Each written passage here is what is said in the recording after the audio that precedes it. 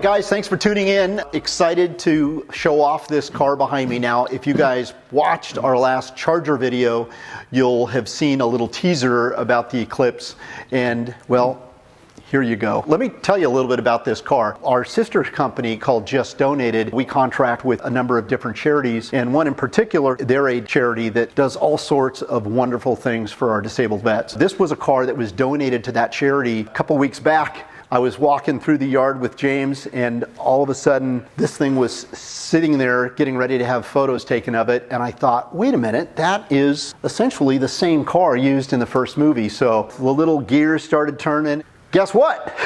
So you guys probably know what's going to happen. Let me first introduce you to Robert Hess. Robert Hess is the director of Devon. Thanks for being here. Yeah. Good morning. Daryl. Good to be back. Why don't we talk a little bit about your charity and kind of what Devon's all about? So Devon is a charity that's focused on connecting disabled veterans with benefits from the VA and from other organizations. Starting last year, one of our key programs has been suicide prevention. That is raising money to provide veterans dealing with PTSD with service dogs. So a service dog is kind of expensive. They're about $40,000 to train. So through our love of motorsports and some of the stuff that you guys have done for us, we have started a national track cross series. We did the first one last year, October, at Summit Point Raceway. We're doing our second one this coming October again at Summit Point Raceway. 2023, we're going to have something out here in California. You guys can find out about our charity and what we do at devon.org, and you can find out about our track cross event over at rally4vets.com. I do want to give a quick shout out. Behind us is that donated GT40 that you guys built up, and I did finally get this thing out on the track last November at Thermal Raceway. Yeah, that was awesome. But I can tell you, based on that GT40, I am excited to see what you're going to do with this. It's going to be a fun build. We've got some great assistants. As you guys know, Craig Lieberman partnered with us on the Supra. And Craig, you're here. Come on over and talk to us a little bit about, I know. You guys lied to me. There's no birthday party for me here. There could be. There could be. So the idea is to turn this into a replica of the movie car. We've started collecting parts for it. We don't know to what level we're going to go to on the Eclipse build. So this is going to be a giveaway car. All the proceeds are going to go to Devon, and we are going to have more information and details on how to enter to win in upcoming videos. Craig, what do you think? You told me that you found a really nice Eclipse over there at the yard. I was like, oh God, please don't, please don't, please don't, please. But you did it. Here we are. I mean, come on, what would you say? This car is one of the most complex cars to build, not just because of the parts. I see James has already done a great job of getting some of these parts. A lot of these parts are discontinued, but you are not prepared for what comes next. The wheels that were made for this car was by a company called Axis, James Chen. They made exactly 500 sets, and I can tell you that all of them are spoken for. That's it. Their total run was 500 sets. So getting those wheels on the proper size and offset, that's going to be a challenge. The wheel gap on an Eclipse is astounding. Is it? It's massive. It's like the late 90s Maximas, the 832s. Massive. Really? Yes. And so it's hard to get good fitment on there. Would they be 16s or 15s? I think they're 16 stock for this. And so the movie car had 18s, right? Mm-hmm. And of course you get low profile tires. I remember. If you see the movie, you look at the stunt cars, they look like four-wheel drive cars because they're so far off the ground because you don't lower stunt cars. Right. They have to go up and down trailers and on driveways and all kinds of stuff. Getting the wheel fitment, it's going to have to be a compromise, and we have to remember that it's going to be given away to somebody in the raffle. Right. So they're going to want to drive it every day. Yeah. Seats, the Sparco seats, long discontinued. Yep. You got a line on those? Look behind you.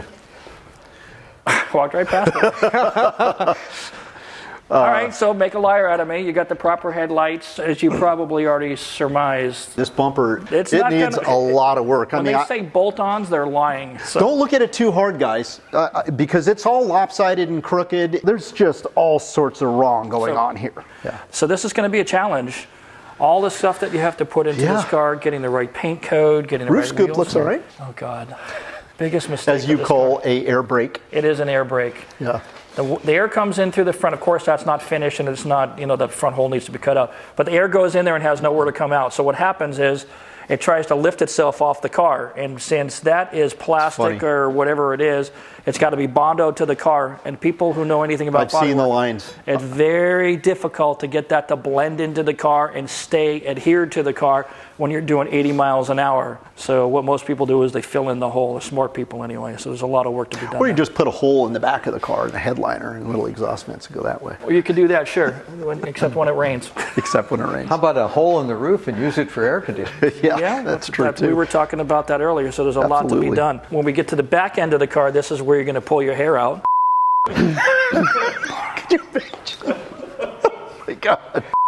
For a couple reasons. First off, the wing, no longer made. However, APR right now is doing, what is that program called? The Legacy program, or I forget what it's called. But basically, they're going to recreate these wings. Really? When are they doing that? They're doing it right now. Oh, nice. Those models are overseas right now getting made. So they used parts from a person who had that actual wing, and now they're taking that and reverse engineering their own product 20 years later. Nice. This obviously comes off, and then the APR wing gets placed on the rear deck lid. This particular car needs some engine work. So in terms of drivetrain, what is this motor? So on RS, it comes with the 420A. When you get into the GST, like the turbo version, yep, you get the 4G63, which is a Mitsubishi motor and it's turbocharged, and that's fun, or the GSX, which is all-wheel drive. The movie car actually had a 420A. It was privately owned by a guy by the name of John Lapid, and he rented it to Universal. And so the stunt cars were pretty much the same thing. I think we had a total of 6. I have to look again, maybe 6 or 8, I forget. None of them were turbocharged, didn't have built motors or anything like that, so it was just mostly cosmetic stuff. Got it. So I guess our plan is rebuild this engine. It's got a manual 5-speed in it, and are we going to do anything outside of maybe some exhaust? What do you think? It depends. I mean, if it's going to auction and this car is going to stay in the state of California, then it's going to have all the emissions stuff. And that's just it. Our plan is to keep it legal for California, since it's titled and registered in California. Okay. Whoever ends up with it, we don't want them to run into challenges getting it to pass a smog test. So it's going to definitely mirror the movie car because it won't be fast. But it doesn't matter. Is that how it works? Okay. Well, they weren't all that impressive, but they were fun little cars. You know, they were cool looking. Yeah. They were relatively affordable, and they weren't a Honda Civic, you know what I mean? Right. So it was very different. So it's a fun car. Somebody would be thrilled to own it, and to roll around in a Paul Walker Fast and Furious Eclipse replica would be a really fun thing to do. Are you down for helping us on this build? The Eclipse is not really my expertise or area of expertise, but I have a good friend, Kevin Peacock, who's been building one for the last 2.5 years.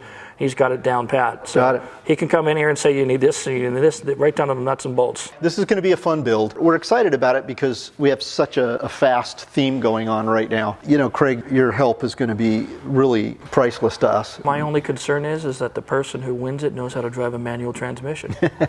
I'm not joking. Well, I hope they do. I can tell you that the replicas that exist around the world, when people roll up on these cars, the green Eclipse, fans of all ages lose their mind. It's just one of those cars that's super iconic. Yeah. That's the first car he was in. That's when we're introduced to the character. He's in the green Eclipse.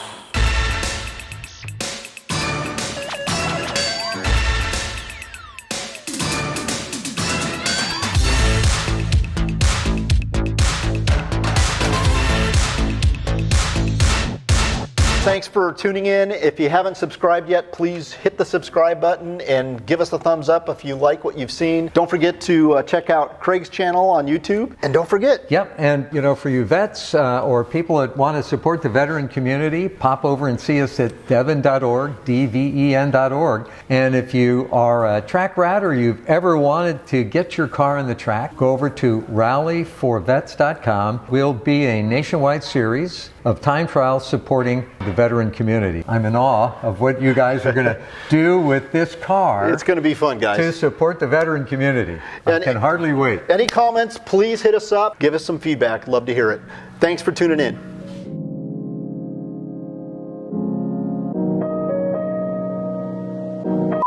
Harry's shop. My buddy Gabriel, I went to see in this last month, December.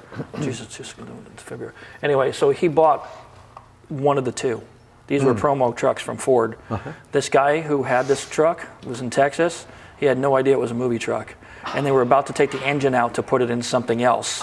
He tracked it down through a private investigator for the last registration. Are you kidding? Yeah, and he sent his guy, I'll buy it. What do you want for it? And he sends his guy his trailer over there, his trailer and truck, picks it up and drives it all the way back to Florida. So now he has the only surviving one. Amazing. Tracked so it down cool. with a private investigator. PI, that's, man. That's pretty cool. Wild, man. Yeah, That's that's how we found a lot of those movie cars. Private investigator. yeah. His brother-in-law is a private investigator. Hey, man, I need you to track these cars down. Where is it? It starts with the VIN? I Yeah. mean, yeah. Well, You look for all the registrations anywhere. you could. There's a national system that you just run what's called a KSR, and I don't know Oh, what I know that what is. KSR is. Yeah, so you could track down pretty much any car, Okay. just off the VIN number. Coming from a former cop, he knows all the tricks. So He wants to there you find somebody. He's going to find you. I will find you. Lift every rock. I will find you.